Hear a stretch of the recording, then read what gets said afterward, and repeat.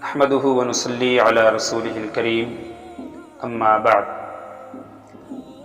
فأعوذ بالله من الشيطان الرجيم بسم الله الرحمن الرحيم يا أيها الذين آمنوا ادخلوا في السلم كافة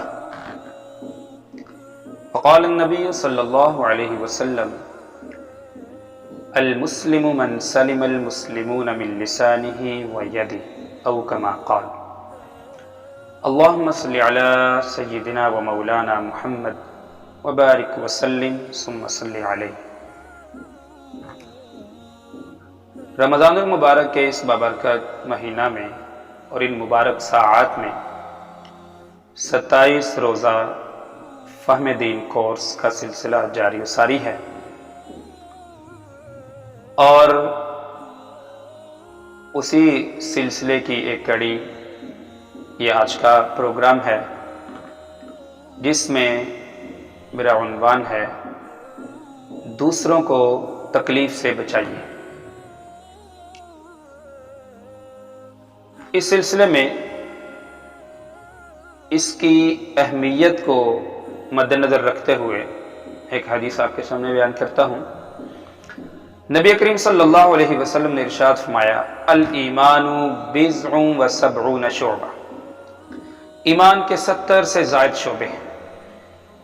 فافضلها قول لا الہ الا اللہ وادناها اماطۃ الاذى عن الطریق والحیاء شعبۃ من الایمان۔ آپ میں سب سے افضل اور سب سے بڑا جو شعبہ ہے وہ ہے لا الہ الا اللہ، اللہ کی توحید۔ وادناها اماطۃ الاذى عن الطریق، اور سب سے ادنا لیکن ہے ایمان کا شعبہ تکلیف دہ چیز کو راستے سے ہٹا دیں، اور حیا بھی ایمان کا ایک شعبہ ہے۔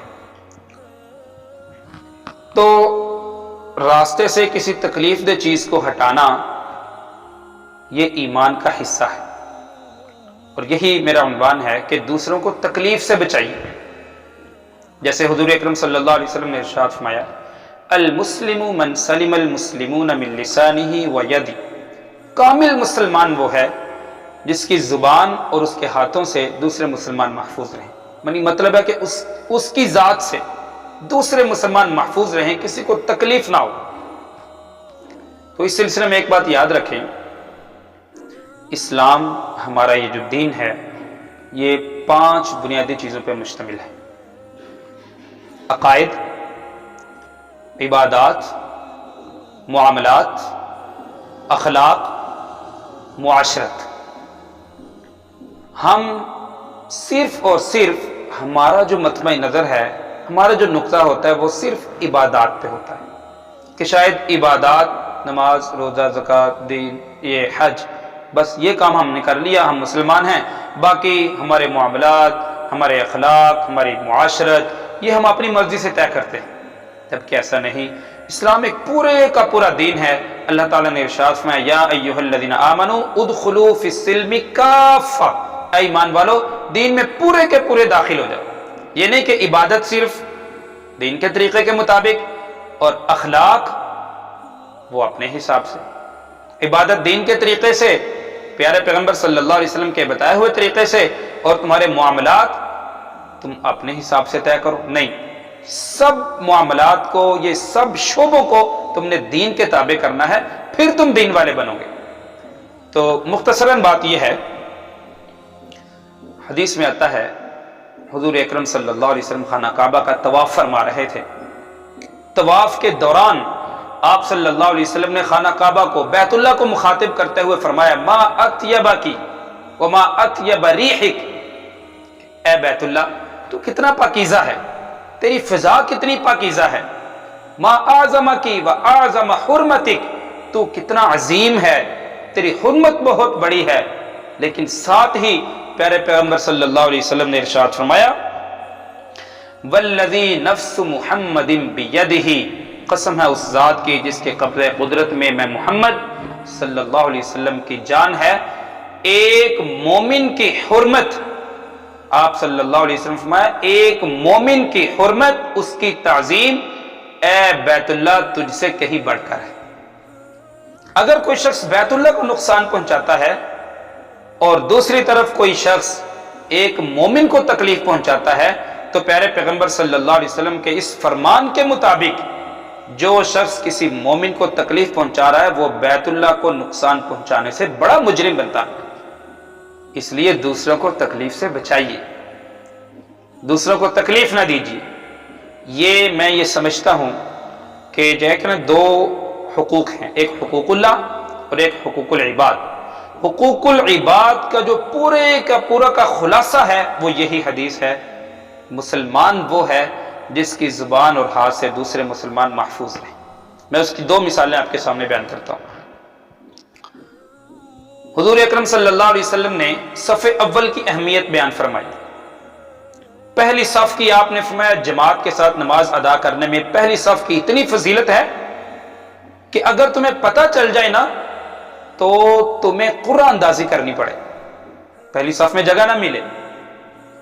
دوسری جگہ پہ آپ صلی اللہ علیہ وسلم نے ارشاد فرمایا ان اللہ و ملائکتہ یصلون علی الصف الاول، کہ اللہ اور اس کے فرشتے اپنی خاص رحمت، جو خاص رحمت اللہ تعالیٰ اپنے نبی پہ نازل فرماتے ہیں، آپ نے فرمایا وہی الفاظ آپ نے استعمال فرمائے، ان اللہ و ملائکتہ یصلون، وہی خاص رحمت اللہ تعالیٰ پہلی صف میں نماز پڑھنے والوں پہ نازل فرماتے ہیں۔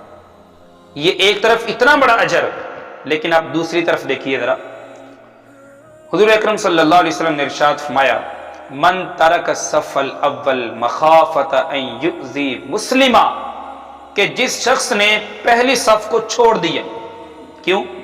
اس وجہ سے کہ کسی دوسرے مسلمان کو تکلیف نہ ہو۔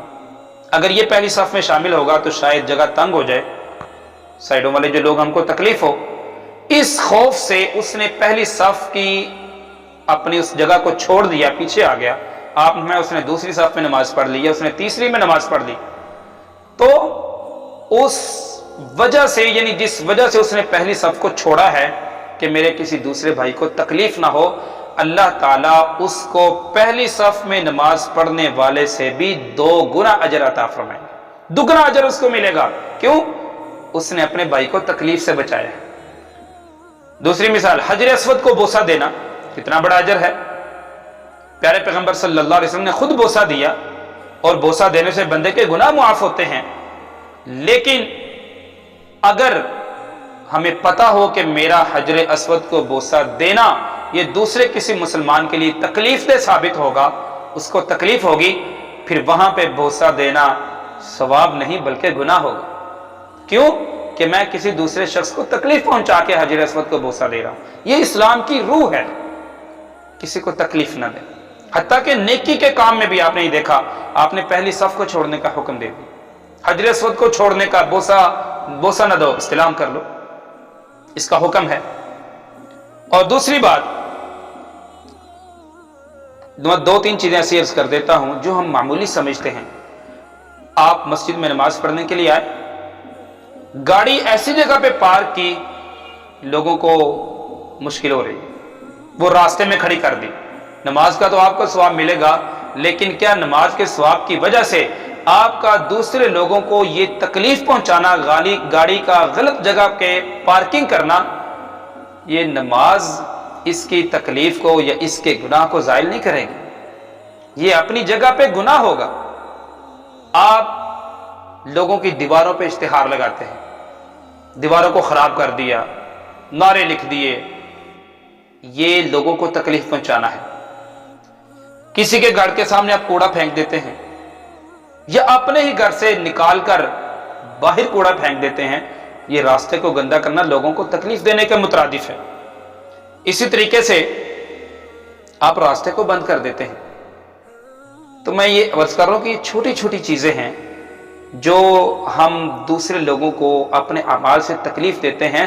ہمیں یاد رکھنا چاہیے کہ ہمیں ان چھوٹی چھوٹی تکلیفوں سے، ان چھوٹی چھوٹی چیزوں سے پرہیز کرنا ہوگا، اور یہی دین اسلام کی روح ہے اور حقوق العباد کا خلاصہ اور مغز ہے کہ ہم دوسروں کو تکلیف سے بچائیں۔ میں اللہ تعالیٰ سے دعا کرتا ہوں کہ میں بھی اس پہ کاربند ہوں گا، اور آپ سب سے بھی یہ امید کرتا ہوں کہ آپ سب بھی اس بات پہ انشاءاللہ عمل کریں گے اور اس کو اپنانے کی کوشش کریں گے۔ اللہ تعالیٰ ہمارا یہ کہنا سننا قبول و منظور فرمائے۔ وما علینا الا البلاغ۔